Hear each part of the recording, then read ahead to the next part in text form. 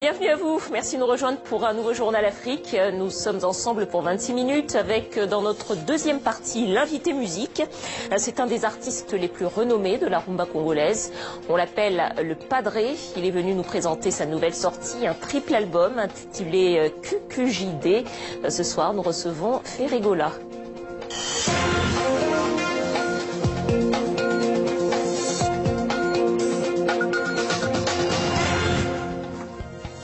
Des migrants africains filmés dans des centres de rétention en Libye. Les images sont rares. Hier, ils étaient des milliers de candidats à l'exil à manifester contre leurs conditions de détention. Élection controversée à la Confédération africaine du football. Patrice-Édouard Ngaïssona vient d'être élu au comité exécutif de la CAF. Il est le chef de la coordination anti-Balaka, un groupe armé centrafricain. La diaspora libanaise au cœur de l'économie africaine, Libanese Diaspora Energy, c'est le nom du forum d'affaires qui a débuté hier à Abidjan. Une rencontre à laquelle participent près de 500 opérateurs économiques. On commence tout de suite donc avec ces images rares en provenance de Libye. Hier, des migrants africains ont manifesté contre leurs conditions de détention. Candidats à un exode vers l'Europe, ils se retrouvent détenus pendant plusieurs mois dans ces centres. Le récit de Philippe Randrianarimanan. Sans un mot, les bras croisés au-dessus de la tête, ils lancent un appel de détresse devant les caméras sollicitées par leur propre geôlier. Piégés dans ce centre de détention libyen, au sud de Tripoli, ces migrants africains souffrent du froid, de la faim, du manque de soins. Mais ils ne veulent pas tomber dans l'oubli. Où est le HCR? Où sont les Nations Unies? Il faut que nous agissions. Vous savez, une personne peut changer le monde. Une personne peut changer l'Afrique. Je suis africain. Si je change ma vie, je change celle de ma famille. Si je change la vie de ma famille, alors je change l'Afrique. En attendant, ils croupissent dans ce centre surpeuplé d'Al-Amra. Une dizaine de hangars, d'une capacité de 150 personnes, mais plus de 5000 migrants entassés. Leur nombre a explosé en quelques mois après les combats dans la ville côtière de Sabrata, point de départ vers le large, au péril de leur vie. Ici, ils vivent un enfer, victimes d'abus et de maltraitance. Leur geôlier rejette toute responsabilité. Nous demandons à la communauté internationale et à tous ceux qui s'intéressent au problème de la migration d'intervenir rapidement afin de trouver des solutions pour les migrants. Si on leur ouvre la porte, ils iront en mer. Et nous serons témoins d'une nouvelle tragédie avec 1 millier de personnes qui périssent en mer devant nos yeux. Nul ne sait combien de temps encore ils seront privés de leur liberté, loin d'une Europe qui fait tout pour ne plus les voir. En République démocratique du Congo, un prêtre a été enlevé ce matin à la paroisse Saint-Robert dans la commune de Nsélé. Selon une religieuse présente, le prêtre avait été filmé pendant la messe. À la sortie de l'office, des policiers l'ont capturé, frappé avant de l'emmener dans leur véhicule. Cet enlèvement intervient alors que le climat reste tendu entre les autorités et l'Église catholique congolaise. C'est demain le grand jour pour la Guinée. Les élections municipales doivent se tenir dans tout le pays après plus de 10 ans de reports successifs. Dans les dernières heures, des membres d'associations ont fait du porte-à-porte. Image tournée ici à Dixine, dans la banlieue de Conakry. Ces personnes veulent convaincre les électeurs de la nécessité d'aller voter et des enjeux du scrutin. On écoute. Tu te manifestes comment? En récupérant ta carte et tu vas aller voter. C'est ce qu'on essaie de faire comprendre aux gens, que les élections, c'est à la base. Quand tu ne votes pas, tu vas toujours rester dans l'obscurité pour dire que ça ne marche pas. Et ça ne va toujours pas marcher parce que toi, tu n'as pas exprimé ta voix. On vient seulement appuyer ceux qui ont des projets pour que les gens aillent massivement voter pour élire quelqu'un à la tête de la commune pour le développement massif. Au Togo, les médiateurs guinéens et ghanéens ont annoncé l'ouverture d'un dialogue politique pour le 15 février. Mais l'opposition continue de maintenir la pression et de réclamer la démission du président Faure Gnassingbé. Une manifestation avait lieu cet après-midi. Le récit de Philippe Randrianarimanan avec des images d'Emmanuel Sodji. Jusqu'au bout, ils comptent faire entendre leur voix. L'opposition togolaise réclame le départ du président Gnassingbé depuis 6 mois déjà. Grâce à l'initiative des médiateurs guinéens et ghanéens, la porte du dialogue est désormais ouverte. Rendez-vous le 15 février pour des négociations avec le pouvoir, mais pas question d'abandonner la rue. Le dialogue, on l'attendait toujours. Quoi qu'on soit le cas, on a annoncé la date ou pas, les Togolais doivent marcher. Nous marchons même le jour même où les médiateurs seront là les Togolais doivent marcher. On a soif de ce dialogue, on est prêt à y aller. Le dialogue, oui, mais pas sans mesure d'apaisement. Car depuis la manifestation du 19 août dernier, rassemblant des dizaines de milliers de Togolais pour des réformes politiques, une centaine d'arrestations dans les rangs de l'opposition, auxquelles s'ajoutent celles liées aux incendies des marchés de Kara et Lomé en 2013. Tous attendent leur libération. Nous n'avons pas abandonné nos revendications. Il y a, jusque-là, il y aura des signes de bonne volonté à vérifier. Et nous verrons bien. Mais cette stratégie d'attentisme ne convainc pas tout le monde au sein de la coalition de 14 partis d'opposition. On se demande si le régime a la volonté de donner au peuple togolais ce qu'il attend, c'est-à-dire le retour à la constitution de 92 qui doit conduire à une alternance à la tête de l'État. Je ne suis pas certain que ce dialogue va être le lieu où le peuple togolais va avoir gain de cause de manière pacifique. L'annonce du dialogue laisse apparaître des dissensions au sein des partis d'opposition togolais qui risquent d'être dépassés par la rue. Au Burundi, le pouvoir veut organiser au mois de mai un référendum constitutionnel qui devrait permettre au président Nkurunziza de rester au pouvoir jusqu'en 2034, au moins. Officiellement, le gouvernement a lancé une campagne d'explication sur les articles révisés, une campagne uniquement pour le oui. Sur place, la situation est tendue. Une cinquantaine d'opposants auraient été arrêtés en moins d'un mois. Teddy Mazina, militant des droits humains, était l'invité du 64 minutes de TV5 Monde. On l'écoute.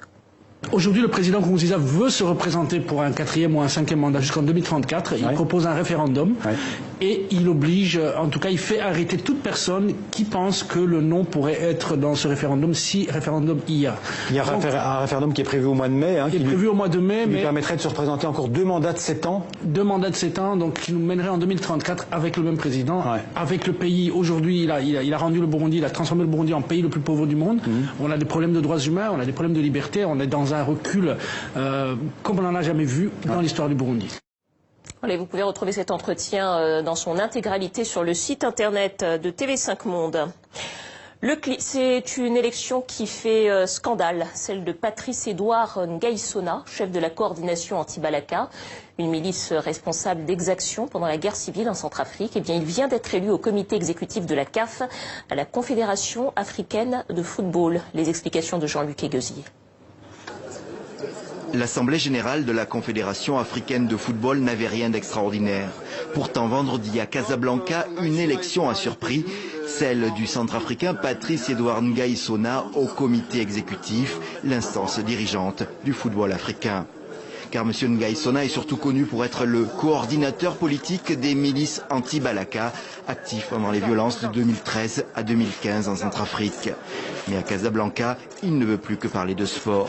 J'ai fait ce qu'il faut pour le bien de mon peuple et je ne peux pas revenir sur des questions qui n'ont rien à voir avec mes actions politiques. Je ne mélange pas la politique et le sport. Créé en 2013 après la prise de pouvoir de la coalition musulmane de l'ex-Séléka, les milices anti-Balaka ont pris les armes, prétendant défendre les intérêts des chrétiens et en représailles aux exactions des groupes armés musulmans. À la chute du président de la Séléka, Michel Jotodia, les anti-Balaka se sont employés à une chasse aux musulmans dans Bangui et ses environs, faisant des centaines de morts. Patrice Edouard Ngaïsona s'est toujours présenté comme un des principaux leaders politiques de ce mouvement. En 2014, une opération militaire française avait même tenté de l'arrêter sans succès. Néanmoins, il n'avait pu se présenter à la présidentielle de 2015. Depuis, les milices anti-Balaka continuent de combattre dans une large partie du territoire contre d'autres milices pour le contrôle des territoires et des ressources du pays. À Bangui, les défenseurs des droits de l'homme dénoncent le climat d'impunité en Centrafrique. Le climat était au menu de la deuxième journée de la visite d'Emmanuel Macron au Sénégal. Le chef de l'État français s'est rendu à Saint-Louis avec son homologue sénégalais. Ils sont allés sur la langue de Barbarie, où la plage a disparu à cause de l'avancée de la mer. Saint-Louis, qui est classé au patrimoine mondial de l'UNESCO et qui est aujourd'hui menacé par la montée des eaux. Eh bien, Emmanuel Macron a promis l'aide de la France dans la lutte contre l'érosion. On écoute. Le président Macky Sall a commencé un programme ambitieux sur tout le nord de la langue pour, avec des pierres protégées, celle-ci. Ce que je vous annonce aujourd'hui, c'est que l'État français investira 15 millions d'euros pour poursuivre ce programme. Vous êtes venus, vous avez vu, vous avez vécu et vous avez apporté une réponse concrète au problème de l'avancée de la mer qui menace la langue de Barbarie. Merci pour votre engagement en faveur de la réhabilitation du patrimoine historique de Saint-Louis. Je puis vous dire que je prends solennellement l'engagement aujourd'hui que le gouvernement de la République va s'impliquer au premier plan pour la préservation du patrimoine architectural et historique de Saint-Louis. Abidjan accueille le Libanese Diaspora Energy, un forum d'affaires pour favoriser les échanges économiques entre les Libanais du monde et le continent, car l'économie de nombreux pays africains repose en grande partie sur la diaspora libanaise qui est installée depuis plusieurs générations. Un reportage de Jérôme Garot et Erina Fourni. Au cœur de la capitale économique ivoirienne, Marcory, une commune aux airs de Petit Beyrouth. C'est le fief de nos frères libanais, hein. Donc on se croirait ici dans un village libanais. Et voici le plus ivoirien des Libanais, le docteur Mohamed Lakis. Il appartient à la 3e génération d'une famille établie depuis près de 80 ans. Ça c'est moi qui suis là, et c'est ma grande sœur qui est là, et tous des Ivoiriens. Quand je me retrouve au Liban, je me dis, ah, je ne suis pas libanais, je ne me sens pas à l'aise dans mon pays. Donc j'ai ce petit problème-là. Mais honnêtement, je me sens plus ivoirien que libanais. Une célébrité locale très impliquée dans la vie sportive de la Côte d'Ivoire, et pas seulement. Ça va, le maire sait qu'on est là. Oui.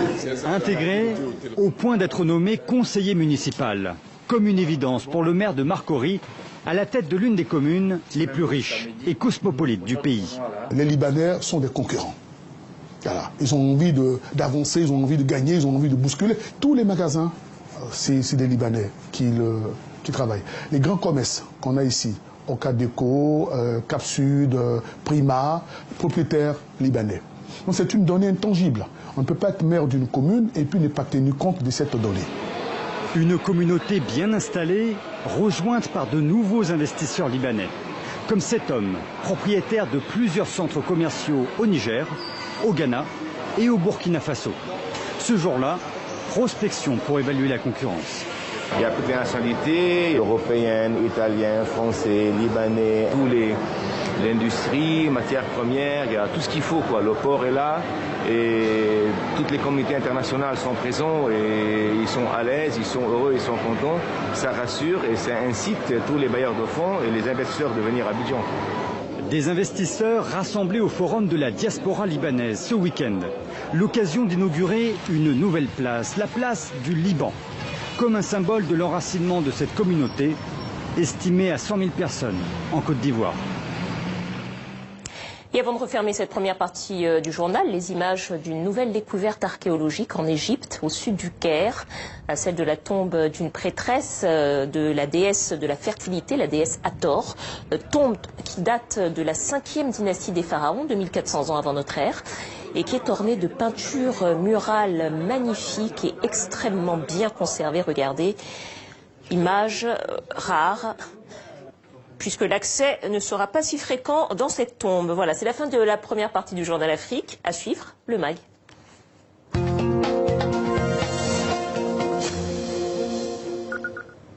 L'actualité de la semaine passée et à venir depuis une rédaction du Continent. Ce soir, nous sommes avec Jean-Marie Kapongo, éditorialiste au quotidien Le Potentiel.